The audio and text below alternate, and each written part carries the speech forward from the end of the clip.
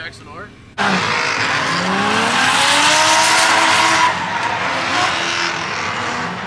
What are you driving here? I'm the driver of the 1995 BMW E36. It's sponsored by Big Duck Club and 144 Print House. All right. So what kind of motor we got in there? It's a M52 V28. It's a 2.8 liter turbocharged. It makes about 400 for the wheels. It's a pretty basic setup, stock transmission and stock differential, but it's a pretty fun car and it works pretty well. Okay. How did you start drifting? So I had a couple of buddies that were into it, very interested in it when we were in college together. And I had a truck and a trailer at the time, and they had a car and they wanted to go drifting, and so I kind of helped them out. They went drifting, we all went drifting together. And then eventually I bought my own car, started learning and getting better, and then I wanted to go and do some competitions like clutch kickers and some other places around the country. All right. So what do you think is better, grassroots or Pro 1? I don't know. I think that both of those have, they both have their spot in drifting. I think there's the guys that are always going to have, like, their goal with drifting is just to have fun and spend time with friends and stuff like that. And then there's those guys that want to be at the highest level of competition. I think that both of them are equally as important in drifting, and they're always going to be around. Understandable. I enjoy both sides of it. I like competition, but I have just as much, if not more, fun at just hanging out with friends at fun day events and stuff like that. There you go. Speaking of that, will electric drift cars be the next biggest thing? I don't know. I would like to see it work. I like to see it happen. I think the big problem with electric drift cars is that they don't have any way of a transmission, of being able to control the gearing and the wheel speed and stuff like that. I think when they figure that kind of stuff out, yeah, I think it'll definitely be a force, because it just makes sense. I just don't know how. There's lots of longevity and development stuff that needs to go into it before that happens. Interesting. So my next question is going to be kind of anti-electric. Okay. But would you ever blow a motor just like it's like the final round, you're going to win it, and you're just going to gun it? So would you ever just blow your motor just to win? I wouldn't knowingly want to do it, but if I knew that the motor was hurt, yeah, I would absolutely just go for it. Especially if it's a championship, or even out here, if I was in the Final Four and I knew the car was hurt, I would still go.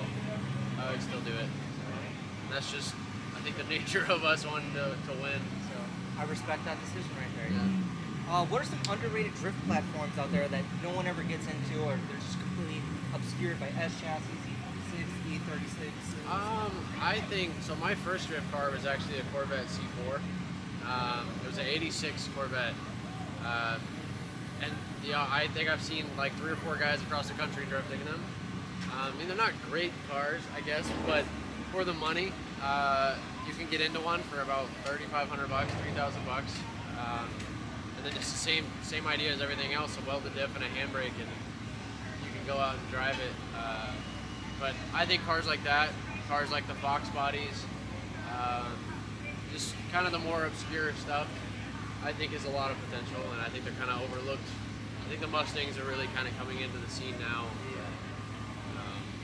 Stuff like that. Some of the American cars. For sure. So why did you choose the E36? So I had an E30 before this as a street car. I still have it, but my buddies had E36s. And so this is one of the first cars I ever drove. I went to a drift school in one of these cars, and then I just really like the way that the chassis feels. They're really easy to work on. They're really simple. They're set up easy, and I just like them a lot. They got a good feel, and comparatively to like an S chassis, they're still cheap. When you look at an S chassis cost, but